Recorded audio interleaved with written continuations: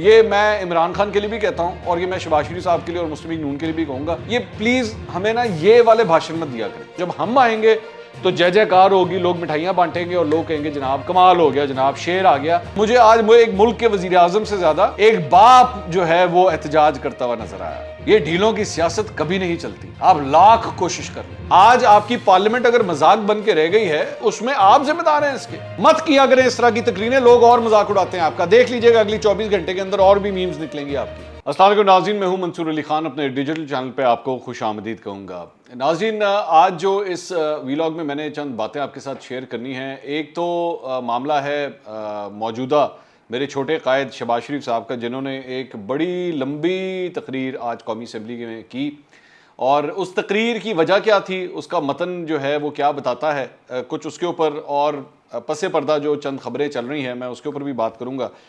इसके अलावा अदलिया के हवाले से पिछले 24 घंटे में जब से फैसला आया है परवेज़ इलाही साहब के हवाले से, तब से उसके बाद एक नई मिनी तहरीक का आगाज़ जो है वो होता जा रहा है आहिस्ता आहिस्ता। वो ज़रा उसके बारे में भी बात करेंगे। इसके साथ साथ आज पहली दफ़ा जब से ये वीडियो वायरल हुई है हिना परवेज़ भट्ट साहिबा के हवाले से, मैं पहली दफ़ा लबकुशाई इसके ऊपर करने जा रहा हूँ। मैंने आज तक कभी पहले इसके ऊपर बात कभी नहीं की, आपने मेरे किसी व्लॉग में नहीं देखी होगी, और शायद मैं आज इसके ऊपर इसलिए बात कर रहा हूँ क्योंकि इसके अंदर हिना परवेज़ भट्ट ने खुद एक्चुअली आज इसके ऊपर ट्वीट किया है। तो मैंने पहले कभी इसके ऊपर नहीं बताया, मैंने अपना पॉइंट ऑफ व्यू कभी नहीं बताया, लेकिन क्योंकि उन्होंने ट्वीट किया है, उन्होंने अपना पॉइंट ऑफ व्यू दिया है, और ये वीडियो जो है, ये क्लिप पिछले कई सालों से, जी हाँ, महीनों से नहीं, हफ्तों से नहीं, बल्कि सालों से जो है वो वायरल हुआ है। तो मैं भी आज ज़रा इसके ऊपर आपको अपना पॉइंट ऑफ व्यू बता दूं कि एक्चुअली उस दिन हुआ क्या था, स्टूडियो के अंदर क्या कुछ हुआ था। तो उसका भी इंतज़ार कीजिएगा, मैं उसकी भी तफसीलात शेयर करता हूँ। सबसे पहले आ जाइए शहबाज शरीफ साहब के आज के खिताब के ऊपर। शहबाज शरीफ साहब का जो आज का खिताब था वो एक तो बड़ा ही लंबा खिताब था। नॉर्मली शहबाज शरीफ साहब को इस बात की आदत है कि वो बड़े लंबे खिताब करते हैं। जब उन्होंने प्रेस कॉन्फ्रेंस करनी होती है तो वो भी बहुत लंबी होती है, तकरीरें करते हैं तो वो भी बहुत लंबी होती हैं। और मैं बज़ात खुद ये समझता हूँ कि शहबाज शरीफ साहब की जो एक ओरेटर की जो एक सलाहियत है वो इंतहाई वीक है। वो शायद अपने आप को समझते हैं कि वो बहुत अच्छी तकरीर करते हैं, और शायद हो सकता है मुस्लिम लीग नून के लोगों का भी ये ख्याल हो कि वो बड़ी ज़बरदस्त तकरीर करते हैं, लेकिन fact of the matter is कि उनकी तकरीर मेरी नज़र में काफ़ी lengthy, unnecessarily lengthy, boring, repetitive और विदाउट एनी सब्सटेंस होती है, जिसमें वो ज़्यादातर बातें वही रिपीट कर रहे होते हैं जो माजी में कई दफ़ा वो पहले भी कर चुके हैं। कोई नया इंकशाफ कभी भी नहीं होता उसके अंदर। तो आज जो उन्होंने तकरीर की, मैंने बड़ी तफसील से उनकी वो तकरीर सुनी, और उसके अंदर वो तमाम वही खसूसियात नज़र आईं जो मैं पहले भी अभी थोड़ी देर पहले बयान कर चुका हूँ। रेपिटेटिव बातें, लेंथी बातें, कई ऐसी बातें जिसके जिन टॉपिक्स के ऊपर बड़ी गुफ्तगू हो चुकी है। अब मिसाल के तौर पे एक पॉइंट मैं आपके सामने डिस्कस करता हूं कि उन्होंने इसके अंदर कहा कि जनाब मुझे माजी में भी जो है वो कई दफ़ा वज़ीर आज़म बनाने की जो है ऑफ़र हुई होगी, मतलब अगर हुई भी थी तो मिसाल के तौर पे जिस तरह वो ये खुद कहते हैं कि जी परवेज़ मुशर्रफ साहब ने जो है वो मुझे ऑफ़र की कि जी आप वज़ीर आज़म बन जाएँ। अगर उन्होंने की थी तो भाई वो भी एक डिक्टेटर ही था, ठीक है। उसके बाद उन्होंने कहा जी ग़ुलाम इस्हाक़ खान ने जो है वो मुझे ऑफ़र की, और अगर उन्होंने भी की थी तो ग़ुलाम इस्हाक़ खान भी जो है वो इस्टेब्लिशमेंट के बंदे कंसिडर किए जाते हैं। तो इसमें कोई कमाल वाली बात नहीं है। और एक दफ़ा जब नवाज शरीफ साहब को नाअहल किया गया था और उसके बाद वो वज़ारत उज़्मा की कुर्सी से हटे थे, तो एक दफ़ा इनको नॉमिनेट भी कर दिया गया था। और नॉमिनेट करने के बाद इनकी नॉमिनेशन जो है वो हटा के तो शाहिद खाकान अब्बासी को, क्योंकि उस पर ये कहते हैं कि जी मैं खुद, ये मेरा फैसला था कि मैं पंजाब में रहना चाहता हूँ। तो इन सारी चीज़ों के बाद ये चीज़ें पहले भी कई दफ़ा ये बात ये कह चुके हैं। उसके बाद इन्होंने इमरान खान साहब के हवाले से कहा जी देखें 2014 में धरना हो रहा था और उस धरने के दौरान जो है वो चीनी सदर ने आना था, लेकिन हमने बड़ा कहा, इस्टेब्लिशमेंट की ने भी जो है वो मुख्तदर हलकों ने भी जाके बात की इमरान खान साहब से, और उन्होंने भी बड़ा उनको कन्विंस करने की कोशिश की, लेकिन वो नहीं माने। ये बातें भी पहले शहबाज शरीफ साहब कई दफ़ा बार पहले भी कह चुके हैं। अब इस मरतबा उन्होंने फिर ये कहा कि जनाब ये जो है वो क्या कहते हैं, बड़े हमें पता था महंगाई बहुत ज़्यादा है, मुआशी सूरत हाल बड़ी ख़राब है, और इसलिए जो है वो हमने फ़ैसला किया कि हमने सियासत नहीं बल्कि रियासत बचानी है, सियासत जो है वो होती रहेगी। देखिए मेरा इस पर लुबे लुबाब जो है ना उन सारी बातों का ये था, बाकी चीज़ें मैं रिपीट नहीं करना चाहता। बाकी उसके बाद उन्होंने इमरान खान साहब के ऊपर ये भी बात कही कि जी जितना सिस्टम ने जो है वो उनको सपोर्ट किया, आज तक किसी वज़ीर आज़म को जो है इतनी सपोर्ट नहीं मिली जितनी इमरान खान को मिली। मेरा इसके ऊपर सवाल ये है, मेरा एक पॉइंट ये है कि बराए मेहरबानी एक तो ये जो हीरोइज्म है ना, ये तो बीच में से निकाल दीजिए, ठीक है। ये मैं इमरान खान के लिए भी कहता हूँ और ये मैं शहबाज शरीफ साहब के लिए और मुस्लिम लीग नून के लिए भी कहूँगा, ये प्लीज़ हमें ना ये वाले भाषण मत दिया करें कि जी हम बहुत बड़े हीरो हैं और हमसे ज़्यादा जो है वो पाकिस्तान के लिए जो दर्द है वो हमारे दिल में जितना इतना दर्द किसी के लिए। असल कहानी ये है कि इमरान खान साहब भी जो है वो पॉलिटिक्स ही करते थे। वो भी जब बैठ के वो कहते थे नया पाकिस्तान, तो मैं ये कर दूंगा तो वो कर दूंगा, तो 50 लाख घर, तो 1 करोड़ नौकरियां, तो 100 अरब डॉलर इधर आएंगे, तो 100 अरब डॉलर में उसके मुंह पे मारेंगे, तो ये करेंगे। ये सारे सियासतदानों के झूठे ख्वाब होते हैं जिससे बैठ के वोट बटोरते हैं। इमरान खान साहब ने भी यही किया। आप भी माजरत के साथ अगर आए थे, आपने आके टेक ओवर किया था, तो आपको एक सियासी मूव नजर आई थी और वो सियासी मूव बेसिकली ये थी कि आपको नजर आया था कि जनाब इस्टेब्लिशमेंट के ताल्लुकात जो हैं वो इमरान खान से ख़राब हैं और ये एक अच्छा एंट्री का मौका है। इस बहाने एक तो जारी बात है कि जी केसेस भी जो है वो ज़रा सेट सूट हो जाएंगे और वैसे ही इनका ये ख्याल था कि जनाब वैसे ही इमरान खान साहब से लोग बड़े तंग आए हुए हैं, तो जब हम आएंगे तो जय जयकार होगी, लोग मिठाइयाँ बांटेंगे और लोग कहेंगे जनाब कमाल हो गया, जनाब शेर आ गया और शेर जो है ना वो अब सब कुछ ठीक कर देगा। But the fact of the matter is कि इमरान खान साहब का वो जो अमरीकी मरासले वाला, वो भी एक पॉलिटिक्स का ही हिस्सा है, मैं उसको पॉलिटिक्स का हिस्सा मानता हूँ। वो उसके अंदर भी कोई ठोस शवाहिद नहीं है, कोई ऐसी लेग्स नहीं है उसके अंदर। जब उन्होंने वो लहराया तो उसके बाद से जो है वो शहबाज शरीफ साहब को और इनकी जो पार्टी के अंदर लोग हैं उनको समझ ही नहीं आई कि उसको हमने काउंटर किस तरह करना है। एक तो वैसे ही माशाल्लाह सुभान अल्लाह इनकी जो सोशल मीडिया टीम है और मीडिया टीम है, जिसको मरियम औरंगजेब या इनका बाकी सोशल मीडिया जो हैंडल करता है, इंतहाई निकम्मे लोग, इंतहाई। मतलब एक होता है एवरेज, एक होता है बहुत अच्छा, एक होता है एवरेज और एक होता है बहुत ख़राब और एक होता है निकम्मा। तो मैं इनको निकम्मों के अंदर कंसिडर करता हूं कि इनको कुछ भी नहीं आता मीडिया हैंडलिंग के हवाले से। तो इनके पास किसी किस्म का कोई काउंटर नैरेटिव था ही नहीं कि ये जाके काउंटर किस तरह करें। एक बात तो आपकी आज जो पोजीशन है उसमें पहली बात आपने ये सियासी मूव थी, इमरान खान को हटाना भी सियासी मूव थी, जो आपने ये रिस्क लेते हुए की कि हाँ जी चलो हम आएंगे, तो हम जब आएंगे तो हमें IMF से भी पैसे मिल जाएंगे, चीन भी पैसे देगा, कतर भी देगा, सऊदीया भी देगा, हम ये पैसे पूसे इकट्ठे करके जो है ना कोई हिसाब किताब चला लेंगे। और उसके बाद नवंबर के अंदर हम नया आर्मी चीफ भी जब तैनात करेंगे तो वो भी हमारी चूंकि मर्जी से होगा, तो वो भी जो है हमारे लिए चीज़ें शुद्ध हो जाएंगी और नवाज शरीफ को भी हम इस दौरान जो है वो वापस बुला लेंगे। ये आपकी असल प्लानिंग जो थी वो ये थी। आपने जो कैलकुलेशन की हुई थी ना ब्लैक बोर्ड के ऊपर, 2+2 आपने 4 और उसके बाद 2+2 करके जो 6 और उसके बाद मल्टीप्लाई बाय 2 करके 12, ये सारी कैलकुलेशन अलजबरा की आपने इस तरह बनाई हुई थी।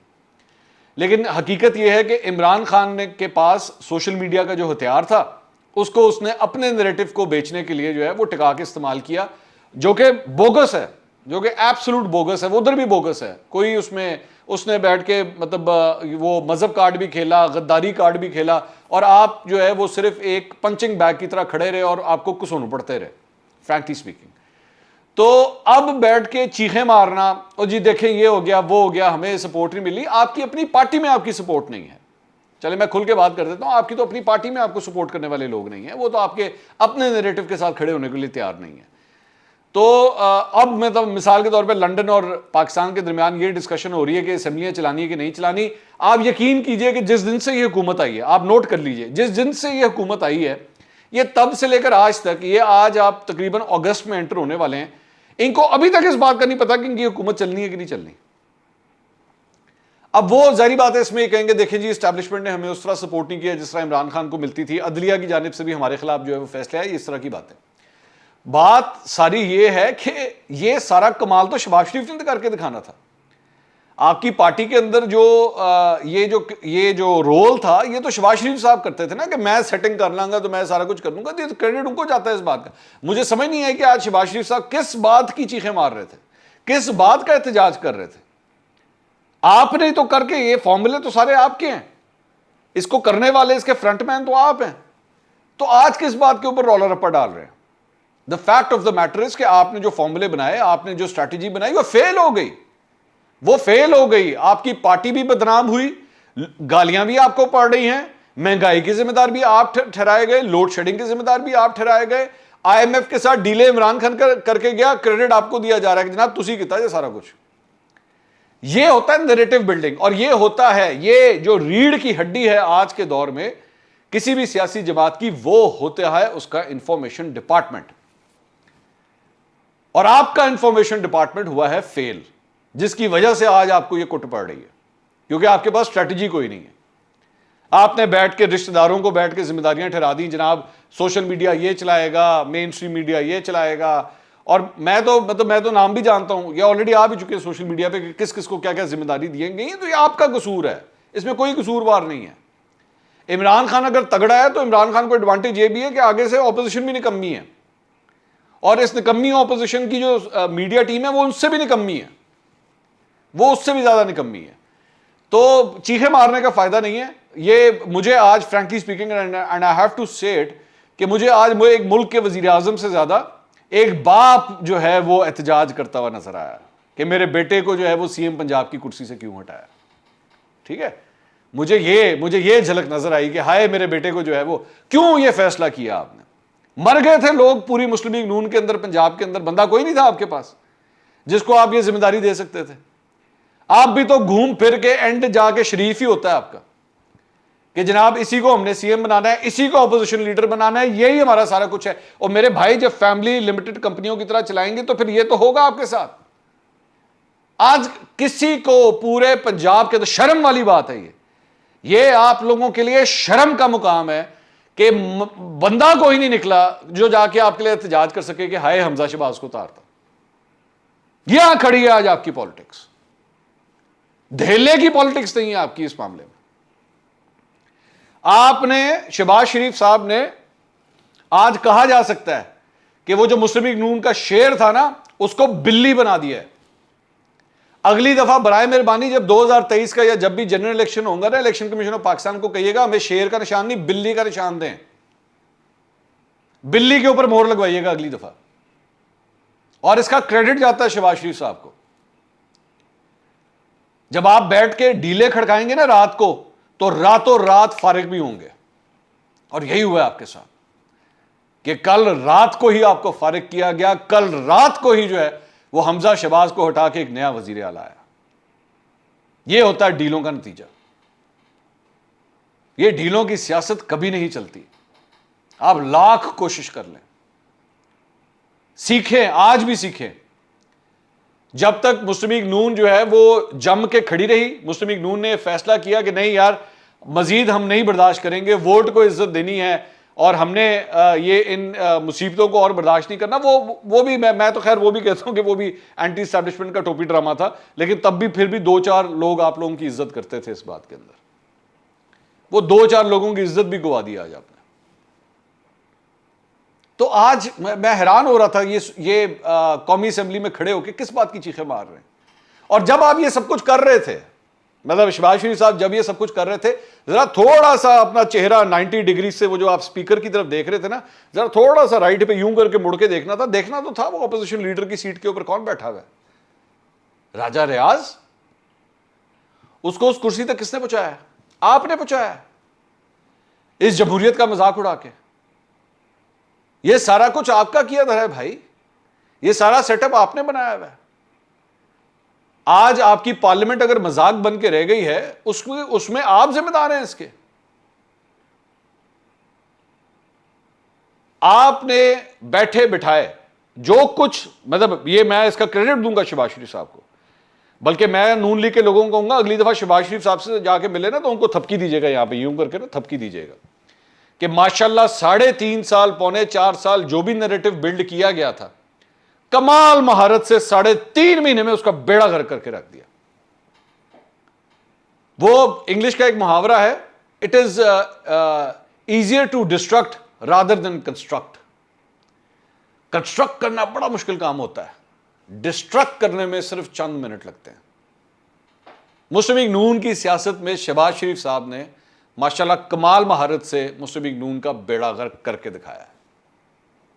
तो आज मत चीखें मारे हैं, मत दुहाइयां दें। ये इस किस्म के भाषण ना एक जूम कॉल मिलाएं अपने भाई को और उनके सामने बैठ के ये बातें करें, उनको बैठ के ये तावीलें दें, देखें भाई मैं तो ये कर रहा था तो मैं वो कर रहा था। आप फेल हैं, आप फेल हो चुके हैं। और अभी भी इज्जत और वकार मेरे ख्याल में तो यही बनता है कि सिर्फ और सिर्फ आप पार्टी नहीं, आप वजारत उस्मा नहीं, बल्कि बराए मेहरबानी पार्टी की सदारत से भी अब इस्तीफा दे दें। क्योंकि आज 2022 में भी आपके दिमाग में यही है कि सियासत उसी तरह ही होती है जिस तरह 90s में होती थी, इससे डील कर ली, उससे डील कर ली, और लो जी हम आ जाएंगे, हम हुकूमत में आ जाएंगे। मीडिया के आपने 5-6 बाबे अपने पास रख लिए, उनको जहाज में बिठा के आपने 4 टूर करवा दिए, और बस जी ठीक है, फ्रंट पेज पे हमारी मर्जी की खबरें लग जाएंगी, सब ठीक हो जाएगा। ये 2022 है मेरे भाई, 2022। आप लोगों के अंदर तो इतनी हिम्मत और जुर्रत नहीं है, आपके और आपके बेटे के अंदर, कि वो मीडिया तक का सामना कर सकें। आपके बेटे को उठा के कुर्सी से उठा के बाहर फेंक दिया गया, आप तो एक इंटरव्यू तक नहीं दे सकते, एक इंटरव्यू तक नहीं दे सकते आप हमजा शहबाज, शहबाज शरीफ, मरियम नवाज मिल मिला के इतना एयर टाइम नहीं हासिल कर सकते जितना इमरान खान जो है वो अकेला एक बंदा जो है वो जितने इंटरव्यूज और जितना मीडिया को वो फेस करता है। चले वो मैं कहता हूं अपने मनपसंद लोगों को ही करता है ये भी दे ले, बेशक मनपसंद को करता है, लेकिन एयर टाइम तो लेता है। आप लोगों के अंदर तो इतनी जरूरत भी नहीं है। ऊपर से बैठ के मैं हैरान होता हूं, नवाज शरीफ ने धमाके किए, नवाज शरीफ ने 8वीं धमाके, और कब किए थे भाई, कब किए थे? इस बात को 22 साल हो चुके हैं, बल्कि सॉरी 24 साल हो चुके हैं, 24 साल हो चुके हैं। 18 साल का लड़का वोट डालने वाला होता है, उस 18 साल के लड़के को आप कहेंगे ना नवाज शरीफ ने 8वीं धमाके की, उन्होंने कहा भाई मैं तो पैदा भी नहीं हुआ ऐसी उस वेले, मैं तो उस वक्त पैदा भी नहीं हुआ था। आप आज की जनरेशन को जाके ये बताएंगे कि जी नवाज शरीफ ने 8वीं धमाके की, उसका मुझे क्या फर्क पड़ता है, मैंने रोटी दसो किस तरह मिलेगी, मुझे नौकरी बताएं किस तरह मिलेगी, मैं 24 साल का हो चुका हूं, मुझे नौकरी किस तरह देंगे, मैंने बच्चों का पेट किस तरह पालना है, मैं 8वीं धमाकों का क्या करूं? और जिस तरह पीपल्स पार्टी के लोग वो आज भी भुट्टो जिंदा है, वो कहा भाई मुझे क्या पता भुट्टो जिंदा है, यार भुट्टो जिंदा है कि मर गया, मैंने तो जिंदा रहना है। निकले 1970 80 90 की दहाइयों से निकले खुदा के लिए, 2022 आ गया वह। आप लोगों की सियासत आज भी पिछली सदी में फंसी हुई है, पिछली सदी में 22 साल हो चुके हैं, पिछली सदी गुजरे हुए, आज भी आप उधर ही बैठे हुए। मत किया करें इस तरह की तकरीरें, लोग और मजाक उड़ाते हैं आपका। देख लीजिएगा अगली 24 घंटे के अंदर और भी मीम्स निकलेंगी आपकी, इसी तकरीर के ऊपर निकलेंगी, लिख लीजिएगा मेरी ये बात।